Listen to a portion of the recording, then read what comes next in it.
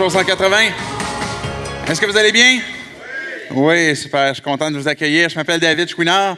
Je suis un des pasteurs ici. Régime protéiné. On est rendu à la partie numéro 9 ce matin du régime protéiné où c'est une série qui est basée sur l'Épître aux Colossiens.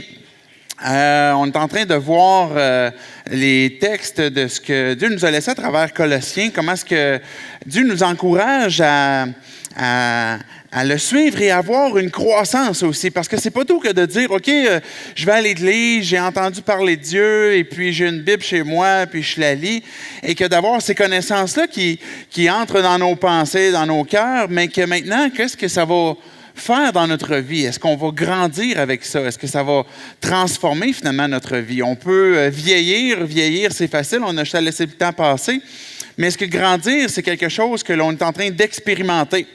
C'est une série qui nous encourage justement à voir c'est quoi qui nous fait grandir et puis comment est-ce que Dieu a à nous adresser va nous amener justement à avoir cette croissance-là, puisque c'est lui qui l'a fait. On est dans la période de ces temps-ci, on entend parler beaucoup de régime. On a utilisé l'expression régime protéiné qui faisait suite à lendemain de veille, cette série qu'on a eue sur Ecclésiaste.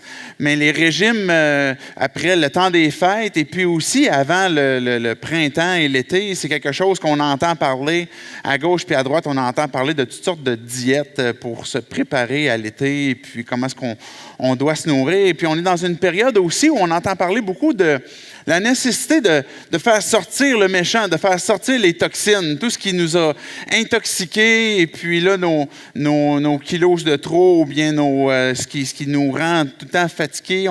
On fait des diètes de toutes sortes. Là. Je ne sais pas si vous mangez des citrons en série ou bien des régimes de carottes ou peu importe qu'est-ce que ce serait, là, des régimes de betteraves.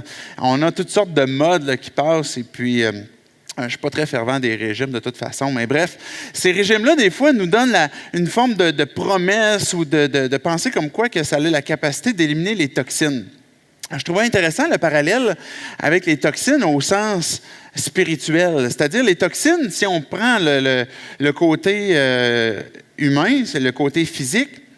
Je lisais dans le Petit Larousse, ça dit que c'est une substance toxique élaborée par un organisme vivant, par exemple une bactérie, un champignon vénéneux, insecte ou un serpent venimeux, auquel elle confère son pouvoir pathogène.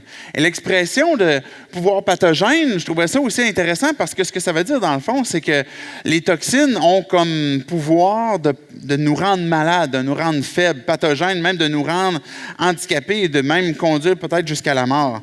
Et puis ça, c'est ce que les toxines font dans notre être. On a le mot désintoxiquer pour faire sortir les toxines. Et ce matin, c'est le parallèle que j'aimerais qu'on puisse faire au sens spirituel, c'est-à-dire que pour grandir, pour avoir une croissance dans notre marche avec Dieu, bien, il faut que ces toxines-là que l'on a dans notre vie puissent sortir, ce qui va nous intoxiquer, on soit capable de s'en départir. Et puis, c'est pour ça que j'emploie l'expression ce matin, « flush les toxines ». Et ça, en 3 étapes faciles. C'est pour garder toujours le thème d'un régime. Là, on suggère toujours 3 étapes, ou peu importe qu'est-ce que ce serait. Mais l'idée de ce qu'on va voir ce matin, c'est que les toxines, c'est le mal qui est dans nos cœurs, qui est dans nos vies, puis qui nous empêche, qui a un pouvoir pathogène de nous rendre fatigués, de nous rendre malades, de ralentir notre marche avec Dieu et ralentir notre croissance.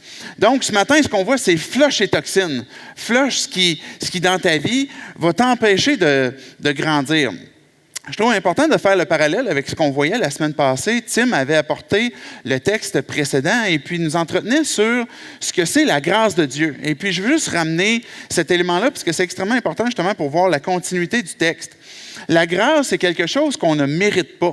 Tim faisait l'image d'une feuille sur laquelle on place différents items en ordre d'importance qu'on peut avoir dans notre marche avec Dieu, mais il insistait sur l'importance d'avoir Jésus en tout premier, d'avoir Jésus en haut.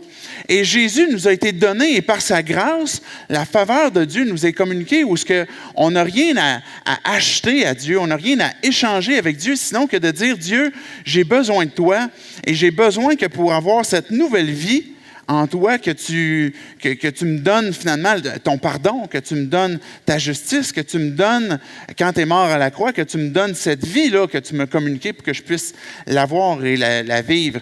Et ça, quand que Dieu nous a donné sa vie, c'était quelque chose qui nous a été donné gratuitement, qu'on ne peut pas acheter. Et le parallèle qu'on faisait la semaine passée, c'est qu'on peut déchoir de la grâce, c'est-à-dire se détourner, que même si on est un enfant de Dieu, qu'on a une relation avec Dieu, puis qu'on a été sauvé par la grâce, qu'on peut à un moment donné prendre un chemin qui nous tend vers ce qu'on appelle la religion ou ce qu'on appelle le légalisme. C'est-à-dire qu'on commence à ajouter toutes sortes de patentes pour dire, OK, là maintenant, pour que je puisse continuer de marcher avec Dieu, je devrais avoir certains mérites. Je devrais fonctionner avec, de dire, bien, pour que Dieu puisse me pardonner, je devrais montrer suffisamment de meurtrissure, je devrais me fouetter, je devrais m'abstenir de manger telle ou telle affaire, de faire telle ou telle affaire pour que je puisse avoir la faveur de Dieu. Et ça, c'est ce qu'on appelle le légalisme, c'est-à-dire qu'on ajoute des règles légales pour ajouter à la grâce. Et ça, quand on fait ça, on est en train de déchoir, on est en train de tomber de ce que c'est la grâce. Mais il y a un autre côté aussi à cela. C'est que si on se dit, OK, la grâce, c'est quelque chose qui nous a été donné sans qu'on le mérite. Et puis, indépendamment de la gravité de nos péchés, indépendamment de combien creux est-ce qu'on pouvait aller, là où le péché abonde, la grâce surabonde. Donc, si la grâce surabonde continuellement, qu'on n'a rien à faire pour la mériter, qu'on n'a rien à faire pour avoir une relation avec Dieu, est-ce que ça me donne une licence ou un droit que de pouvoir faire finalement tout ce que je veux, qui est le péché? Et ça, c'est l'autre côté qu'on appelle la licence. Donc, d'un côté comme de l'autre, qu'on s'en aille, qu'on débarque de la grâce pour aller vers des règles, qu'on appelle la religion du légalisme, ou qu'on débarque de la grâce pour aller vers la licence, c'est-à-dire que de dire, ben, je fais ce que je veux, comme je veux, avec qui je veux, parce que de toute façon, la grâce va toujours surabonder. Mais les deux côtés, c'est de déchoir de la grâce et de dévier du plan de Dieu pour nos vies. Et puis, pour qu'on puisse bien grandir et qu'on puisse avoir cette croissance que Dieu va créer dans nos vies, bien, on doit toujours dépendre de la grâce, sans tendre vers le côté de la licence ou le côté du légalisme. Et ce côté de licence, c'est le côté que le texte va aborder ce matin. La semaine passée, on voyait que le texte disait, bien, que personne ne vous juge, que personne ne vous condamne. En ce qui concerne, par exemple, si vous ne pratiquez pas leur religion ou leur pratique religieuse, que personne ne vous juge ou vous condamne.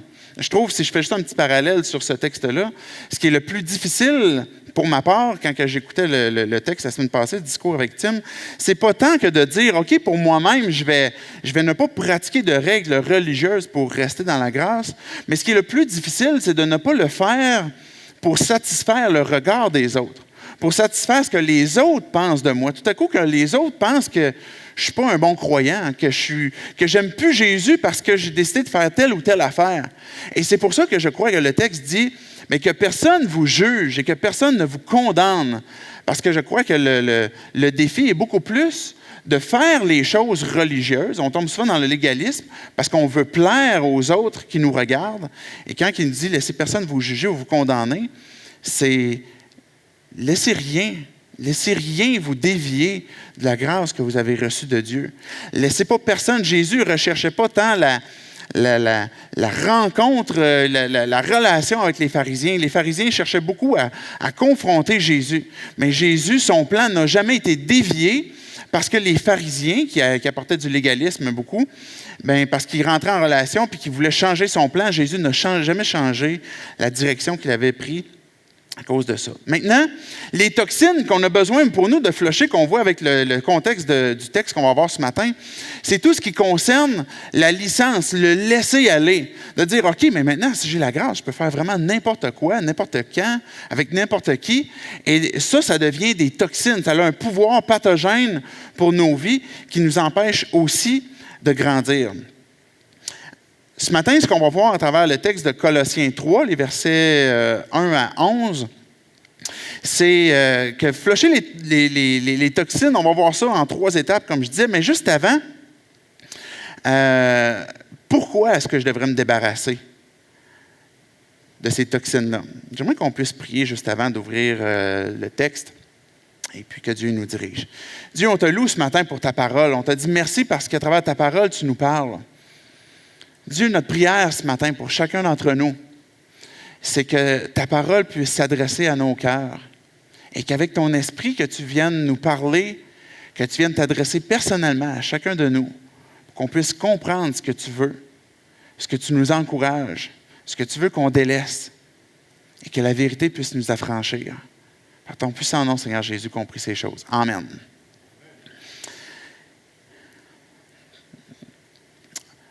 Pourquoi? Flush les toxines. Pourquoi? Pourquoi est-ce que je vais vous poser la question que peut-être vous vous posez ce matin, là. Pourquoi, David, est-ce que je vais me débarrasser de certains plaisirs de la vie qui me font du bien, que toi, tu appelles des toxines? Pourquoi est-ce que tu me dis que je devrais supprimer mon application Tinder de mon cellulaire? Pourquoi est-ce que tu me dis que je devrais me débarrasser de l'alcool ou de la drogue, consommation ou de sexualité avec qui je veux quand je veux, si pour moi c'est une soupape dans les diverses souffrances que j'ai dans la vie? On souffre tellement, est-ce que ça ne peut pas devenir tout simplement un soulagement, une soupape, quelque chose qui va nous faire du bien? Pourquoi est-ce que je délaisserais ces soupapes-là? Pourquoi est-ce que j'arrêterais si je suis célibataire, je ne réussis pas à trouver de femme ou de gars? Pourquoi est-ce que je délaisserais la pornographie si c'est le seul moyen que j'ai que de pouvoir pour l'instant avoir de la sexualité, ou du moins d'en voir? Pourquoi est-ce que le caissier ou la caissière qui fait mal sa job et puis qui me rentre dedans, pourquoi est-ce que je ne peux pas juste l'envoyer promener tout simplement? Il me semble que ça fait du bien de pouvoir retourner à quelqu'un le mal qu'il nous fait. Pourquoi, David, tu nous dis qu'on devrait se débarrasser des toxines si, en quelque sorte, dans notre vie, ce n'est pas quelque chose qui nous fait du bien, qui est un plaisir de la vie? Peut-être que vous répondriez, je ne sais pas si vous posez ces questions-là, mais peut-être que vous entendez ces questions-là puis vous auriez envie de répondre, parce que c'est de même. Il ne faut pas faire ces choses-là. Parce qu'un bon chrétien, il sait qu'il ne faut pas qu'il fasse ces choses-là. Est-ce que c'est ça la réponse? Parce que ça dit qu'il faut pas faire le mal, et puis parce que tout à coup aussi, peut-être votre réponse serait parce que je pourrais me faire pogner. C'est pour ça qu'il ne faut pas le faire.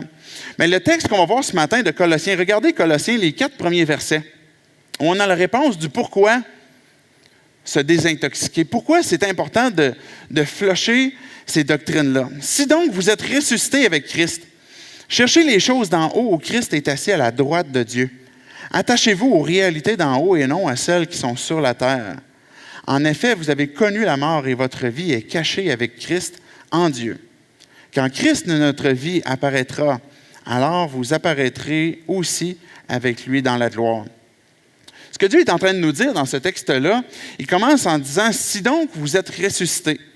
On a un « si » qui sous-entend une condition en voulant dire que ça se peut ou ça se peut pas. La façon qu'il faut comprendre le début de cette phrase-là, c'est un « si » rhétorique. C'est-à-dire qu'on aurait pu le traduire littéralement « puisque ». Si on fait la suite du contexte du chapitre 2, on pourrait dire « puisque vous êtes ressuscités avec Jésus-Christ ». Puisque vous connaissez maintenant Dieu, que vous avez été réconciliés avec lui et que vous avez une nouvelle vie avec Christ, mais cherchez les choses d'en haut où Christ est assis à la droite de Dieu. Il va dire 2 choses. Recherchez les choses d'en haut et attachez-vous aussi aux réalités d'en haut et non à celles qui sont sur la terre. Ce que Dieu est en train de nous dire, c'est que mais si tu es un enfant de Dieu, tu vas avoir tendance, tu vas peut-être avoir envie de t'attacher aux choses qui sont terrestres, choses qui sont sur la terre. Mais ce que moi, je te dis que tu as besoin de faire, c'est puisque tu es ressuscité, recherche les choses d'en haut parce que c'est celles-là que tu as besoin. Attache-toi aux réalités d'en haut. Ce qui est intéressant, c'est qu'il a employé le mot « réalité » parce que souvent, on va avoir les yeux facilement attachés à ce qui est terrestre parce que c'est ce que l'on voit, c'est ce que l'on ressent, c'est ce que l'on croit que l'on a de plus de besoin. Mais les réalités d'en haut sont réellement des choses que l'on peut palper, que l'on peut goûter, que l'on peut s'approprier aussi. Et quand on s'attache à ces choses-là, même si elles sont d'en haut sans être sur la terre, mais elles s'appliquent dans notre vie directement. Et on peut les expérimenter. Donc, il faut les rechercher. Le texte dit bien aussi, parce que c'est intéressant, il aurait pu juste dire, cherchez les choses d'en haut, puis attachez-vous aux réalités d'en haut. Mais il va dire, recherchez les choses d'en haut où Christ est assis à la droite de Dieu. Il y a une insistance qui est mise pour parler que Jésus est assis à la droite de Dieu. Ce qui implique, ce qui est l'image biblique de l'autorité, qui est de la victoire. Jésus étant sur la croix, une des paroles qu'il a dites, et puis on y fait souvent référence parce que c'est extrêmement important, mais il a dit « Tout est accompli ». Tétélestai, tout est accompli, tout a été accompli parfaitement. Le pardon, la justification, la sanctification. Si Christ est assis à la droite de Dieu, c'est parce qu'il a maintenant vaincu sur la mort. Il a vaincu le péché. Il a vaincu tout ce qui était nécessaire pour que nous, on puisse être réconciliés. Quand on repasse ces choses-là dans notre cœur et qu'on se souvient que c'est là qu'on a besoin de carburer, c'est là qu'on a besoin d'aller s'approvisionner, on a besoin d'aller manger, parce que c'est ça qui va nous nourrir. C'est ça qui va faire qu'on va avoir cette croissance nécessaire pour notre vie. Il va dire aussi au verset 3, en effet, vous avez connu la mort. Et le terme, le verbe qui est là, c'est au passé. Ce n'est pas au présent. On n'est pas dans une vie morne, morte, où on ne vit que d'ascétisme, c'est-à-dire qu'on va se fouetter le dos continuellement puis de dire, bien maintenant, il ne faut plus rien connaître. La mort, c'est qu'on a passé, et encore là, ça fait référence au texte précédent, où on a été enseveli avec Jésus-Christ puis on est ressuscité. Ça veut dire qu'il y a une vie à laquelle on était présent puis qu'on vivait, puis qu'à un moment donné, on allait dans une direction, puis qu'on a dit, maintenant, quand Dieu m'appelle, j'ai décidé de faire un 180. J'ai décidé de faire route inverse. Et puis, à ce moment-là, je reconnais que cette vie dans laquelle j'avais emboîté le pas me conduit vers la mort, me conduit vers la séparation d'avec Dieu. Et quand je comprends ça, je dis, mais Dieu, tu as payé pour moi. Tu as payé le prix de mes péchés. Tu voulais m'enlever la condamnation. Et puisque tu es mort pour moi, pour me donner ta justice, bien, c'est à ça aussi que je m'identifie. Et c'est pour ça qu'il y a un échange de si je suis condamné à cause du mal que j'ai fait, que Jésus a été crucifié, lui étant juste, mais que cet échange-là puisse être possible. De ma condamnation est tombée sur lui, puis c'est pour ça qu'il est mort et que sa justice m'a été donnée. Donc, quand Paul est en train de dire « vous avez connu la mort », c'est qu'il est en train de dire il y a eu un changement dans votre vie. Vous vous êtes identifié avec Jésus-Christ, vous êtes ressuscité avec lui, vous êtes une nouvelle nature, les choses anciennes sont passées, toute chose est devenue nouvelle. Vous avez connu la mort et maintenant, votre vie, elle est nouvelle, elle est cachée en lui, en Christ. Et le dernier verset nous rapporte à l'espérance que l'on a. Parce que si tu es sur la terre et puis tu dis, OK, il faut que je me débarrasse des toxines, puis là, ça implique toutes sortes de choses que je devrais délaisser, bien, il y a un élément quand même frustrant parce que le péché apporte une jouissance dans le temps où on la consomme. Mais il apporte aussi elle a un pouvoir pathogène qui finalement conduit à la mort.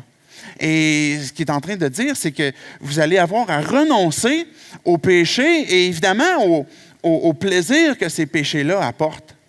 Vous ayant recherché les choses d'en haut et vous y étant attaché, il y a aussi un élément d'espérance qui est extrêmement important pour nous aider à persévérer et continuer d'avancer, qui est finalement l'espérance, l'assurance, comme quoi que quand Christ, puisque ma vie est cachée en lui, quand lui va paraître, bien, je paraîtrai aussi, vous paraîtrez aussi avec lui dans la gloire. Donc, il y a un élément où, même si présentement je renonce, ça dit de Moïse, par exemple, quand il a quitté l'Égypte, il a fallu qu'il renonce au trésor de l'Égypte. Mais je ne sais pas si vous vous souvenez, si vous avez déjà lu le texte d'Hébreux 11, mais quand il a renoncé au trésor de l'Égypte, c'est parce qu'il fixait une autre destinée, d'autres trésors qui étaient dans les cieux. Quand Abraham a quitté sa patrie, puis qu'Abraham était riche, là, puis qu'il a quitté sa patrie pour aller vivre dans des tentes en Canaan, s'il a accepté de faire ça, c'est parce qu'il avait les regards fixés vers le haut, pas vers le bas. Parce que si on te dit « Hey, tu vas quitter ta maison, tes richesses, puis tout ce que tu as, puis tu vas aller vivre dans une tente », bien, ça ne te tentera sûrement pas. Ça ne va pas te le dire vraiment. À moins que tu aies les yeux fixés, que tu recherches les choses d'en haut, puis que tu t'attaches à ces choses-là.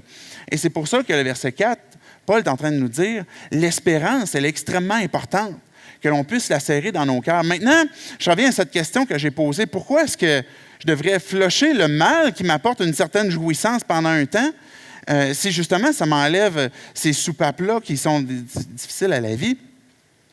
Je vais vous donner un exemple. Je parlais avec quelqu'un d'ici de l'Église qui a eu dans son passé une auto je me souviens plus c'était quoi, c'était une Jetta ou une Golf ou peu importe, de mémoire, c'était Volkswagen, là, une auto diesel, et puis qui avait réussi à changer son moteur pour être capable son carburant pour être capable de carburer à l'huile à patate. Fait que là, il réussit à aller chercher de l'huile à patate dans les cantines, à la filtrer, etc., mettre un système pour réchauffer l'huile, parce qu'il semblerait que l'hiver, ça ne marche pas super top. Puis, mais il réussit finalement à bouger son auto avec de l'huile à patate. Et puis, ben, c'est super, peut-être pour économiser quelques cents, et puis peut-être qu'aujourd'hui, ça coûte tellement cher qu'on aimerait ça être capable de carburer comme ça. Mais imaginons maintenant qu'on s'achète une nouvelle voiture, là, une belle voiture 2015 qui n'est pas diesel et puis qui fonctionne très bien, et puis qu'on sait que si on va mettre de l'huile à patate là-dedans, ça va scraper le char. Là. Le char ne va pas fonctionner vraiment pas bien, et puis il ne roulera pas à sa pleine capacité. C'est un peu le parallèle que je vois avec la raison du pourquoi est-ce qu'on doit continuellement voir est-ce qu'on se désintoxifie, là, ou est-ce que nos toxines, on les flush, là, on les sort. Parce qu'on a une nouvelle nature, on est une nouvelle création.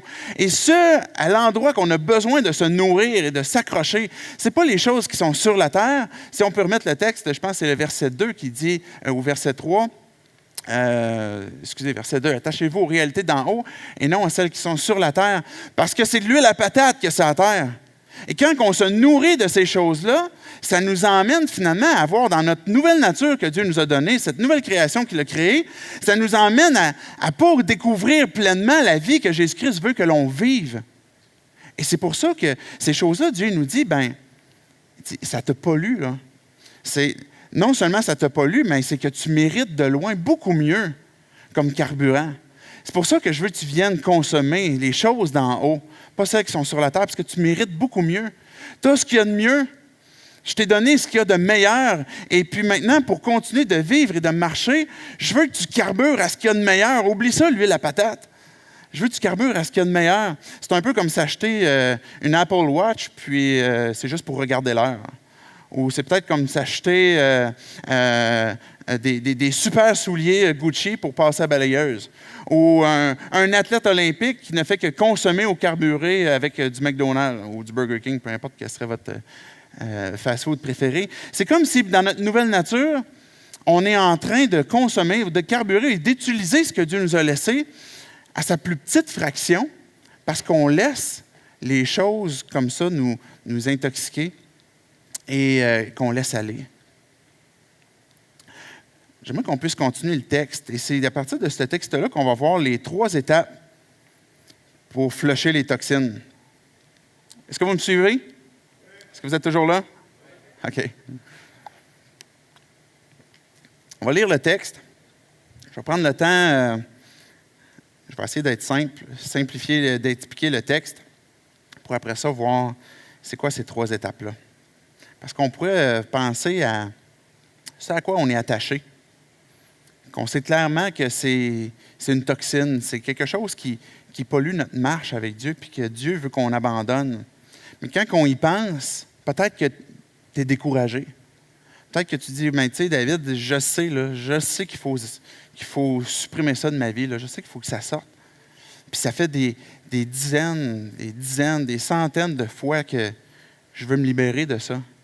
Et je suis un peu désillusionné par rapport à ça. Je veux qu'on puisse voir le texte, ce qu'il va nous dire, puis trouver un encouragement là-dedans. Trouver un encouragement à s'accrocher à Dieu, puis à continuellement dépendre de lui pour que ça puisse être flushé. Regardez les versets 5 à 9. Le texte dit « Faites donc mourir en vous tout ce qui est terrestre, l'immoralité sexuelle, l'impureté, les passions, les mauvais désirs et la soif de posséder, qui est une idolâtrie. C'est à cause de cela que la colère de Dieu vient sur les hommes rebelles. Vous aussi, autrefois, lorsque vous viviez parmi eux, vous marchiez dans ces péchés. Mais maintenant, renoncez à tout cela, à la colère, à la fureur, à la méchanceté, à la calomnie, aux grossièretés qui pourraient sortir de votre bouche. Ne vous mentez pas les uns aux autres, car vous vous êtes dépouillés du vieil homme et de ses manières d'agir. » Une chose qui caractérise la personne de Dieu, c'est son amour. Dieu aime. Son amour est parfait, inaltérable. Son amour qui est là pour nous là, est complet. inconditionnel. Et ça ne change pas. Et ça caractérise la personne de Dieu, puisque la Bible dit que Dieu est amour. Ça veut dire que dans sa nature, là, dans ce que Dieu est, là, ça dans quoi il est constitué, là, l'amour fait partie de sa constitution. Fait que si on connaît l'amour, c'est parce que Dieu nous l'a manifesté. Si on est capable d'exprimer l'amour d'une bonne façon, de la façon que Dieu veut le montrer, c'est parce qu'on connaît que Dieu est amour et puis qu'on peut expérimenter ces choses-là. Un autre trait de la personnalité de Dieu, c'est la vérité. Dieu aime la vérité. Non seulement il aime la vérité, il exprime la vérité, mais il est la vérité. On dit de Jésus qu'il est le chemin, la vérité et la vie. Ça fait partie aussi de sa constitution. En Dieu, il n'y a aucun mensonge. Il n'y a aucune subtilité mensongère. Il n'y a rien de faux en lui. Il n'y a aucune hypocrisie. Dieu est vrai.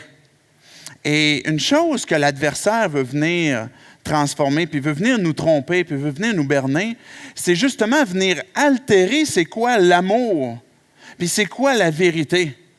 Et l'adversaire s'est dit, si je réussis à amener David et puis les autres croyants, et puis le monde finalement, à voir que l'amour, c'est peut-être pas tout à fait Dieu, bien, je vais venir réussir à transformer tout ça en quelque chose qui va les garder captifs. Si je réussis à prendre la vérité et juste altérer un petit peu de la vérité, bien, je vais réussir à transformer la vie des gens puis à les garder aussi captifs. La raison pour laquelle je dis ça, c'est que dans ce texte-là, c'est clairement ces deux aspects-là que l'on voit. Parce qu'on regarde le verset 5, il va parler d'immoralité sexuelle, d'impureté, de passion, de mauvais désir, la soif de posséder qui est une idolâtrie. Tout cela est une forme d'amour altéré. Que ce soit la sexualité, comme il dit, l'immoralité sexuelle, que ce soit une sexualité qui est à l'extérieur du plan de Dieu, d'un homme et une femme, à l'intérieur des liens du mariage, c'est ce qui est appelé l'immoralité sexuelle. L'impureté qui va dans la même direction, mais au sens même encore plus large. Les passions, je ne sais pas si vous avez une passion pour la chasse, ça n'a rien à voir, ou la pêche. C'est vraiment des passions, les désirs, les mauvais désirs du cœur. Alors, ces mauvaises passions-là, les mauvais désirs, la soif de posséder, toujours le besoin de consommer. « Wow, la femme du voisin est vraiment belle, j'aimerais ça l'avoir. Wow, le taux du voisin est vraiment hot, j'aimerais ça l'avoir. » On dit toujours de façon grossière où ce qu'on convoite les choses du voisin, mais c'est continuellement présent dans notre cœur, où ce qu'on croit aimer.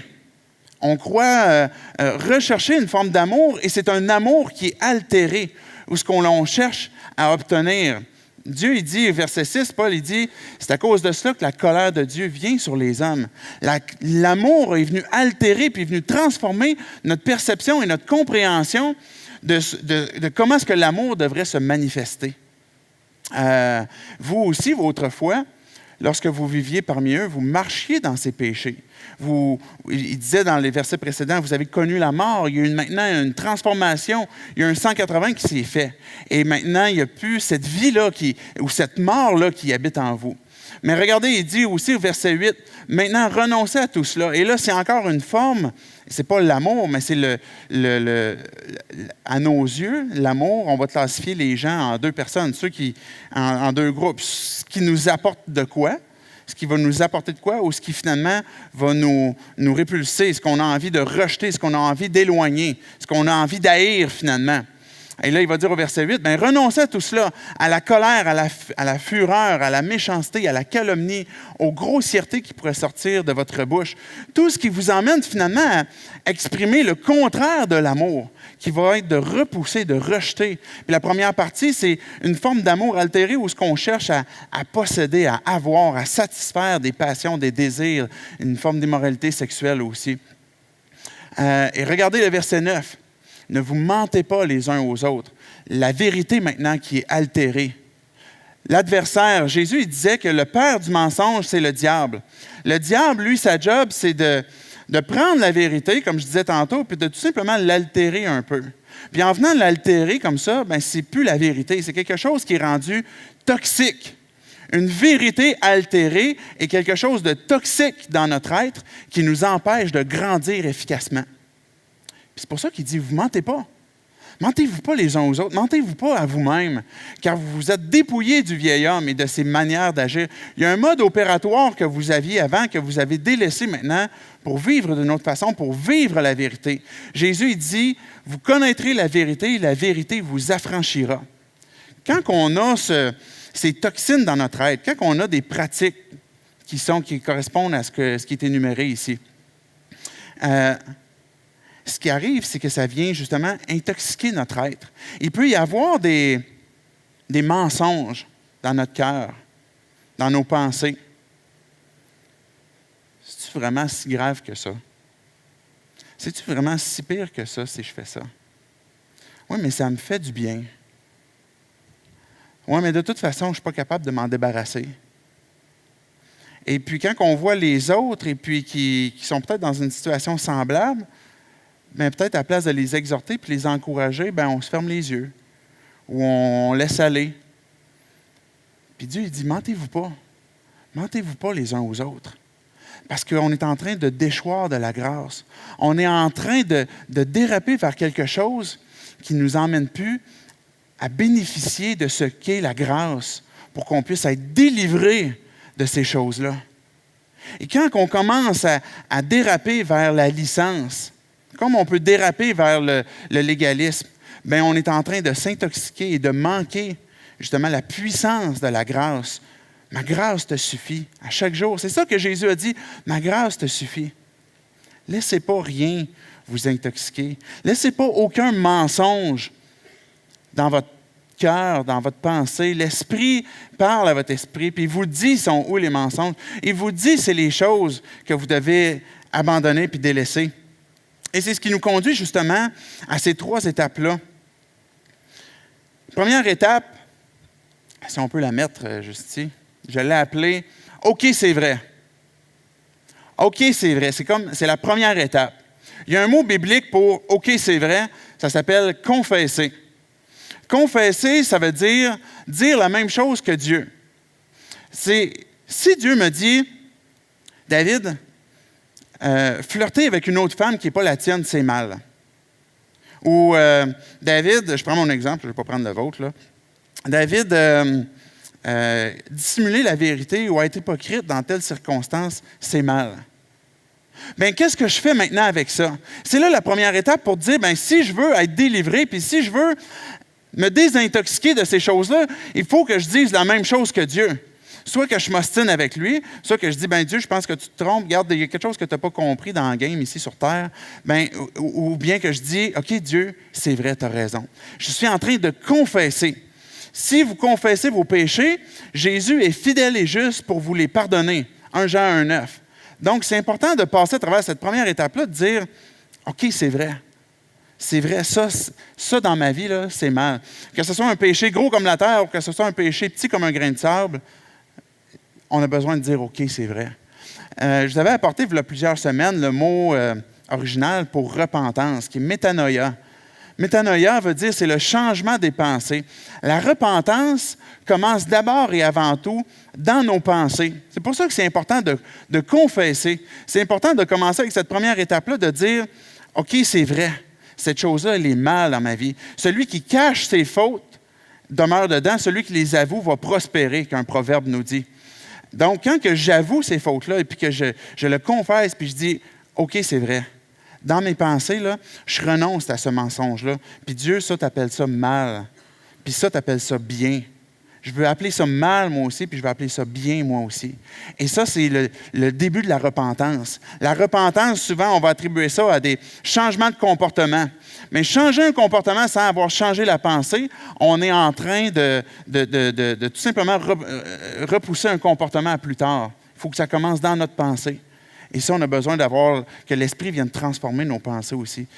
Conformez-vous pas au siècle présent. Soyez transformés par le renouvellement de l'intelligence. On peut aller à la deuxième étape, qui est revenir au cœur, qui est de revenir à une résolution. C'est-à-dire que je dis, OK, Dieu, ça c'est vrai. Maintenant, qu'est-ce que je fais avec ça? Je reviens avec une résolution où ce que je dis, Dieu, maintenant, ça, je veux l'abandonner. Je prends la résolution de l'abandonner, de délaisser ce comportement-là, de délaisser cette pensée-là, de délaisser ce comportement-là que je reproduis. Et j'ai employé l'expression « revenir au cœur ». Je ne suis pas pompier, je ne sais pas s'il y en a ici. Mais de ce que je comprends dans l'exercice d'un pompier, quand il va éteindre un feu, c'est important pour eux d'éteindre le feu à la source, à la base. On n'a pas personne qui va éteindre un feu en arrosant uniquement les flammes.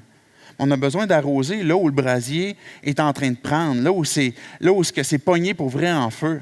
On a besoin aussi de s'assurer, dans le meilleur des cas, d'être capable de couper l'oxygène aussi qui alimente le feu. Bien, ce qui est dans notre cœur, c'est la même chose. Jésus, il dit, il y a un brasier dans votre cœur. Matthieu 15, Jésus il dit, d'où viennent les luttes, d'où viennent les adultères? Ben, en fait, il ne pose pas la question, il le dit. Il dit les adultères, les meurtres, les mensonges, nommez n'importe quel péché, ça vient du cœur. Ce n'est pas ce qui rentre dans la bouche qui souille l'homme, ce n'est pas les pratiques ou toutes sortes de choses qui n'ont pas rapport, toutes sortes de patentes qu'on pourrait faire qui vient souiller l'homme. Ce qui souille l'homme, c'est le cœur qui a un brasier à l'intérieur, et c'est pour ça qu'il faut revenir au cœur. Et cette résolution qu'on a besoin de prendre, ce n'est pas de juste essayer d'éteindre des feux dans nos comportements extérieurs, mais c'est de revenir dans notre cœur, là où le problème est pris, et de prendre une résolution à cet égard-là. Je vais vous lire un texte du frère de Jésus qui, je trouve, a des discours très, très semblables, lui et Jésus. Mais c'est un texte assez dur, mais vous allez voir que quand même, il s'adresse à nous, puis on a besoin d'y comprendre de quoi. D'où viennent les conflits, d'où viennent les luttes parmi vous? N'est-ce pas de vos passions qui combattent dans vos membres? C'est Jacques qui est en train de parler à son Église. Vous désirez et vous ne possédez pas. Vous êtes meurtrier et jaloux, puis vous ne pouvez rien obtenir. Vous avez des luttes et des conflits, vous ne possédez pas parce que vous ne demandez pas. Et quand vous demandez, vous ne recevez pas parce que vous demandez mal dans le but de satisfaire vos passions. Ce que Jacques est en train de confronter, c'est vous voulez posséder, là, la soif de posséder. Là, on avait vu ça tantôt de Paul, il disait la même chose. Et puis, ce que Jacques est en train de dire, c'est, vous avez une soif de posséder, là, puis vous avez des luttes, vous avez des conflits, vous avez des problèmes, puis d'où viennent ces choses-là? Là? Vous pensez que ça vient là, c'est de sa faute, c'est lui qui fait ça, c'est à cause de ce comportement-là, c'est à cause de, peu importe ce que ça serait. Puis là, il dit, n'est-ce pas de vos passions qui combattent dans vos membres? C'est là qu'est la source. C'est là qu'il faut que tu reviennes. Arrêtez de pointer du doigt tout partout, puis de revenir finalement, mais j'en suis où, moi? Il est où mon propre cœur? Quelle résolution est-ce qu'il faut que je prenne là? Vous désirez, verset 2, et vous ne possédez pas. Puis là, tu es en train de dire, vous désirez toutes sortes de choses, vous ne possédez pas. Vous ne possédez pas, vous êtes meurtrier, jaloux, vous cherchez à posséder d'une façon en tuant. Des fois, c'est au sens imagé, dans notre propre cœur. Vous êtes jaloux, puis vous ne pouvez rien obtenir parce qu'il y a des luttes et des conflits, puis vous ne possédez pas parce que vous ne demandez pas. À qui qu'on demande? C'est qui le grand dispensateur? Jacques lui-même, il va dire, Dieu, le Père, est le Père des Lumières, est celui de qui tout don parfait vient du ciel. C'est de lui que c'est dispensé. Bien, c'est à lui qu'il faut demander, plutôt que de chercher à s'arracher puis se pogner le collet. Il dit, vous ne possédez pas parce que vous ne demandez pas. Puis quand vous demandez, bien, vous n'avez rien non plus, parce que vous demandez dans le but de satisfaire vos passions. Vous prenez Dieu pour qui? Vous pensez obtenir de quoi? Puis c'est toujours parce que finalement, il y a encore un problème à la source qui n'est pas résolu. On peut continuer, Jacques, il reste 5 versets. Adultère que vous êtes. Je parlais d'idolâtrie, Paul, tantôt. C'est la même chose. La soif de posséder, c'est une idolâtrie où on est nous-mêmes placés comme Dieu de notre vie, le contrôle de notre vie. Et Dieu, je suis en plein contrôle maintenant, et puis je vais diriger ma vie. On a besoin de se désintoxiquer de ça, puis dire, Dieu, oui, c'est vrai. Et dire maintenant, Dieu, je veux revenir à une résolution au fond de mon cœur, de ce que j'ai besoin d'abandonner. Adultère que vous êtes, ne savez-vous pas que l'amour pour le monde est synonyme de haine contre Dieu? Tantôt, je parlais d'amour altéré. Plutôt que d'aimer Dieu, on est tranquillement, pas vite, on a switché vers peut-être le regard des autres, ce qu'on cherche dans l'approbation des autres, ce qu'on cherche dans des convoitises, dans des jalousies. Et puis, on est devenu finalement à aimer le monde. Et puis, on se fait l'ennemi de Dieu dans ce cas-là. Regardez verset 5. Croyez-vous, est-ce que vous êtes toujours là en passant? OK, j'ai l'impression de débiter ça. Là. OK, je reprends mon souffle, je prends une gorgée d'eau, puis on continue. OK, c'est reparti. Croyez-vous que l'Écriture parle sans raison? C'est avec jalousie que Dieu aime l'Esprit qui habite en vous. Dieu a placé son Esprit en vous. Il aime ça. Vous êtes une nouvelle créature. Les choses anciennes sont passées. Toute chose est devenue nouvelle. Allez consommer ce que vous avez besoin au ciel qui n'a rien à voir avec de l'huile à patate. Alors, continuez. C'est avec jalousie que Dieu a placé son esprit, puis qu'il veut voir son esprit se manifester en vous. Cependant, la grâce qu'il accorde est plus grande encore. Et c'est pourquoi l'Écriture dit, Dieu s'oppose aux orgueilleux, mais il fait grâce aux humbles. Dieu fait grâce aux humbles. Quand on dit, OK, Dieu, j'ai besoin de revenir à une résolution au fond de mon cœur, ça fait mal, c'est humiliant. Ça ne me tente pas, mais je veux dire que oui, c'est vrai. Puis je vais prendre une résolution à l'égard de ça. Mais Dieu donne sa grâce aux humbles. Il résiste aux orgueilleux. Tu penses pouvoir continuer tout seul. Je vais te résister. Je vais te résister jusqu'à temps que tu flanches et que tu dises, Dieu, j'ai besoin de toi. Il fait grâce aux humbles. Regardez le verset 7. Soumettez-vous donc à Dieu. Résistez au diable et il fuira loin de vous. Approchez-vous de Dieu et il s'approchera de vous. Nettoyez vos mains, pécheurs. Purifiez votre cœur, homme partagé. Désintoxiquez-vous. Flushez les toxines. J'ai souligné le verset 7, qui est un problème de cœur aussi. La soumission à Dieu. Je parlais tantôt d'humilité, mais qui est un problème aussi de base, qui est l'adversaire, qui est le diable, qui est continuellement là pour altérer la vérité, altérer l'amour, pour nous influencer, puis nous encourager, puis placer toutes sortes de tentations pour nous éloigner de lui. Mais résistez contre le diable. Résistez contre ses tentations. Résistez-lui. Satan, à travers la bouche de Pierre, il a cherché à détourner Jésus du plan de la croix. Puis Jésus a dit, « Satan, arrière de moi. » Mais il y a un moment donné où il faut être clair et puis résister puis dire, « Bien, cette résolution de cœur que je prends, là, je la prends maintenant avec Dieu, de façon humble. Je me soumets à Dieu, mais je me tourne aussi contre Satan, évidemment, parce que j'appartiens à Jésus-Christ. Et puis je résiste. Puis je dis, arrière de moi, Satan, et il fuira loin de vous. » Si vous vous soumettez premièrement à Dieu. Résistez ensuite au diable, ce qui est extrêmement important. Et approchez-vous de Dieu, il va s'approcher de vous. Dieu, des fois, il semble loin, il me semble encore accessible. Dieu, il y a plein de toxines qui ont un pouvoir pathogène dans ma vie, mais soumets-toi à Dieu. Approche-toi de lui. Jamais Dieu va s'éloigner de toi parce qu'il va dire, « Colin, tu es bien trop souillé, tu es bien trop sali. Là. Reviens, reviens. » Il va s'approcher de toi. Nettoyez vos mains, pécheurs. Purifiez votre cœur. Homme irrésolu. Ça, c'est ce que Jacques nous dit, qui est cette deuxième étape, de dire, Dieu, je reviens avec une résolution à la source, à mon cœur. Ce n'est pas que de transformer des comportements. Ce n'est pas de dire, OK, là, maintenant, je ne vais plus sur Internet à partir de telle heure. Ça peut être des résolutions, c'est correct. Là, je ne vais pas dire que toutes les résolutions sont mauvaises, mais c'est que ce n'est pas ça qui fait qu'on a la victoire. Ce n'est pas de dire, OK, maintenant, je ne bois plus tel type d'alcool ou maintenant, je ne vais plus dans tel endroit où je fais juste ça. Ce n'est pas juste que de changer des comportements. C'est de revenir au cœur puis de dire, c'est où que le bas blesse? Puis que là, à cet endroit-là, c'est là que je vais arroser le feu. Puis c'est là que je vais dire, oui, c'est vrai. Puis je prends la résolution là où il y a peut-être un mensonge de caché. Il y a peut-être une pensée qui m'emmène à dire, Dieu, je ne crois pas tout à fait ce que tu dis. Puis de le confesser, puis de dire dans ma tête, OK, j'abandonne cette pensée-là. Et puis je prends la résolution. C'est ce que ça veut dire que de s'approcher de Dieu puis de nettoyer ses mains. Puis ça nous conduit finalement à la troisième étape, qui est de peser sur le bouton rouge, la grâce de Dieu. Parce que quand on est devant une résolution, on dit, OK, mettons que Dieu adresse un péché, puis tu dis, OK, oui, c'est vrai. Puis là, je vais revenir au cœur, là où ça brûle, puis Dieu, c'est là que tu dis que le bas blesse, là. Puis je vais prendre une résolution pour dire, telle chose qui est dans mon cœur, là, je l'abandonne. Je prends la résolution de délaisser ça. Puis ce mensonge-là, je le confesse, puis je l'abandonne. Mais on est quand même devant maintenant une difficulté. Parce que ces comportements-là et ces toxines-là sont difficiles à éliminer de notre être.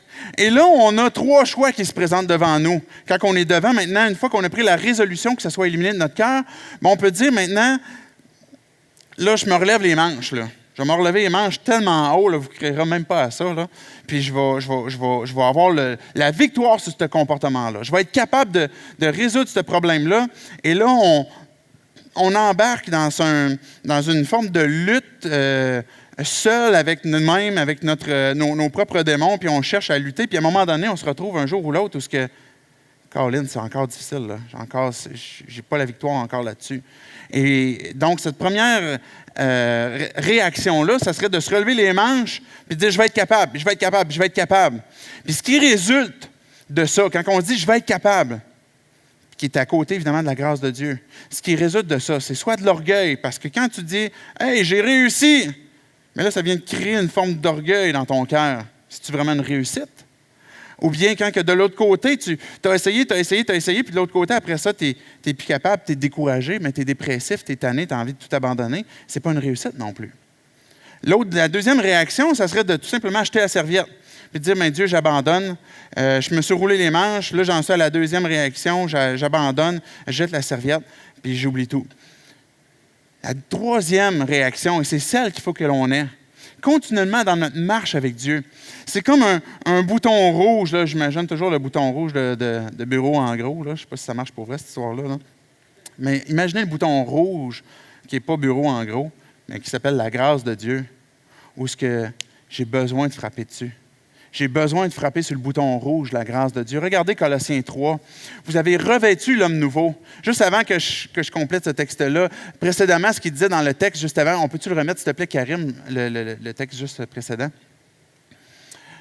Regardez, il dit, verset 9, « Ne vous mentez pas les uns aux autres, car vous vous êtes dépouillés du vieil homme et de ses manières d'agir. » Et ensuite, on arrive à l'autre texte, si on peut aller à l'autre slide. Vous avez revêtu l'homme nouveau. Est-ce que vous voyez l'importance de se dévêtir, au sens figuré, puis d'abandonner ces vaines pratiques, ces vaines façons de faire pour dire « j'abandonne ». Mais la vie chrétienne, c'est pas uniquement une vie de « j'abandonne, il faut que j'abandonne, il ne faut pas que je touche, il ne faut pas que je fasse, il ne faut pas que je fasse rien ». C'est une vie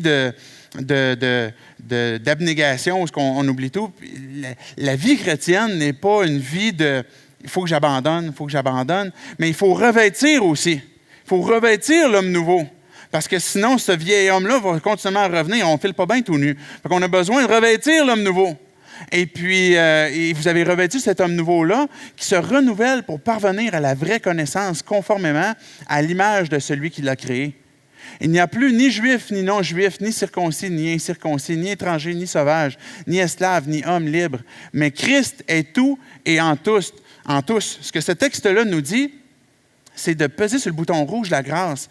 C'est de revenir à comprendre que cette transformation dans mon cœur, dans cette résolution-là, j'ai besoin maintenant de me placer devant Dieu et de dire, Dieu, j'ai besoin de toi, là, parce que je ne suis pas capable. Ton standard que tu me demandes, ce que tu me demandes de faire est à un niveau haut que je ne suis pas capable. Et Dieu, j'ai besoin de ton aide. Et la grâce de Dieu qu'on ne mérite pas, la faveur de Dieu, que Dieu prend plaisir à donner, que Dieu nous dit « ma grâce à chaque jour te suffit ». Il nous la donne pour nous transporter de victoire en victoire, de progrès en progrès. Parce que cet homme nouveau-là, que Dieu t'a dispensé avec ta nouvelle nature, ce nouvel habit-là, dans lequel aussi on va aller se nourrir en haut, puis qu'on va avoir revêtu l'homme nouveau. Mais cet homme nouveau-là, il fait un job de lui-même, de façon que Dieu l'a programmé. Il se renouvelle. Il se renouvelle pour parvenir à la vraie connaissance, conformément à l'image de celui qui l'a créé. Dieu est la fin lui-même, c'est-à-dire que Dieu est l'image de ce qu'il veut voir en toi. Imagine, je vais inviter les musiciens à s'avancer. Ça va me donner une petite pression de ne pas finir trop tard. Imaginez le prix que Dieu a payé pour toi. Il a donné son Fils. Imagine le prix qu'il a payé pour toi. Est-ce que tu crois qu'il veut voir? S'il a payé ce prix-là, c'est pour que tu sois transformé, que tu sois renouvelé, que tu puisses découvrir la vie comme tu ne l'as jamais vécue. Est-ce que tu crois que Dieu va abandonner ce projet-là en cours de route? Au prix qu'il a payé? Au montant qu'il a investi en toi? Dieu il dit, ce que j'ai commencé en toi, là, je veux que tu deviennes semblable à moi. Je veux que ce que je veux te communiquer, là, te donner, là, c'est quelque chose de beau, de bon, d'agréable et de parfait. Et c'est pour ça, David, que je veux que tes toxines, là, tu les flushes, qu'ils soient flushés, puis que tu as besoin de ma grâce pour que ça puisse s'exercer, que tu as besoin de peser sur ce bouton rouge-là, parce que l'homme nouveau que je te donne va te conduire à te renouveler, puis à te conduire à l'image que je veux créer en toi. Et là, il n'y a plus de distinction, mais il conclut le verset 11 en disant « Mais Christ est tout et en tous. Dieu, Jésus est la fin, puis Jésus est le moyen aussi. La grâce de Dieu est le moyen qui nous emmène à être transformés, à être renouvelés. J'aimerais qu'on puisse conclure par la prière. Chacun d'entre nous se placer devant Dieu et donner l'occasion à Dieu de venir nous parler. Je vous invite à baisser vos têtes, fermer vos yeux. Et je vais juste vous donner 1 minute en silence pour que vous preniez ce temps-là avec Dieu. Puis après ça, je vais prier. Mais laissez Dieu vous parler. Placez le doigt dans votre vie.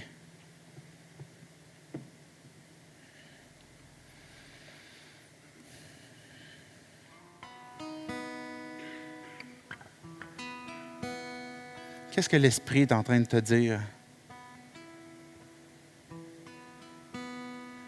Quelle toxine est-ce qu'il veut qu'il soit éliminé?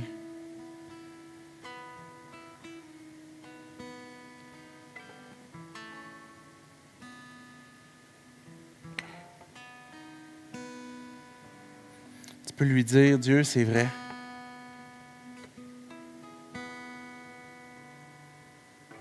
Tu t'es jamais trompé.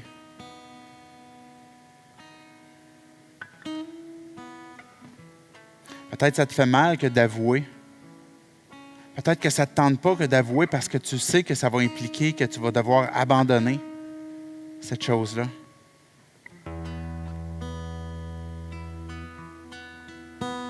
Rappelle-toi la vérité. Qu'est-ce que Dieu garde pour toi? Là où ce que Dieu veut t'amener, c'est pour le meilleur. Pour que tu puisses goûter pleinement la vie. Dis-lui, Dieu, OK, c'est vrai.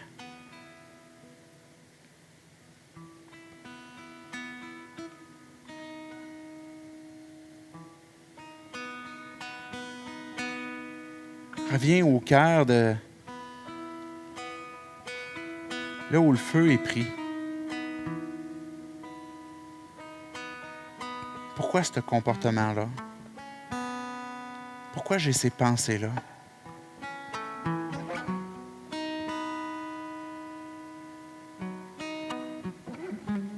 Est-ce que ma perception de l'amour est tordue?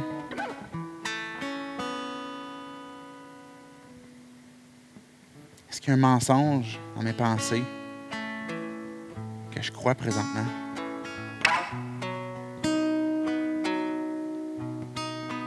Prends la résolution maintenant avec Dieu. Dire, Dieu, j'abandonne cette pensée-là. J'abandonne cette idole-là. Parce qu'elle est en train de prendre ta place.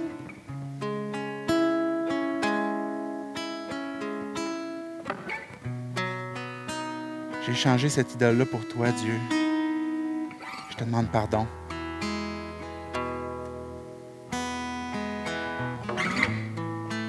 Dieu, j'ai besoin de toi pour avoir la victoire, pour être délivré. Dieu, tu me dis que si je suis infidèle, toi, tu demeures fidèle. Tu me dis que tu ne m'abandonneras jamais.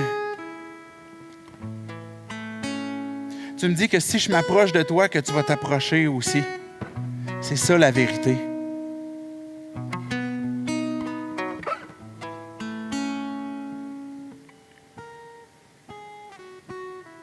Prends la résolution dans ton cœur.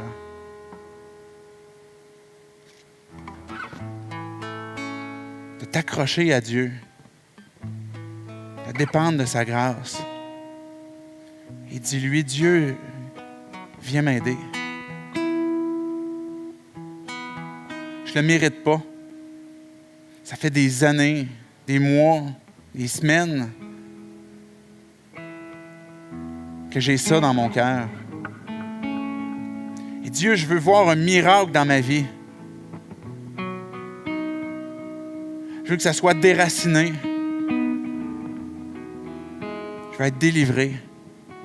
Parce que je crois que tu veux mon bien, parce que tu veux me faire grandir.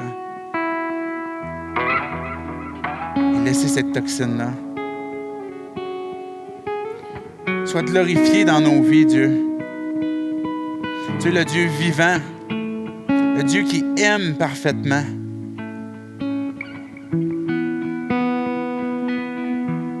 On se soumet à toi.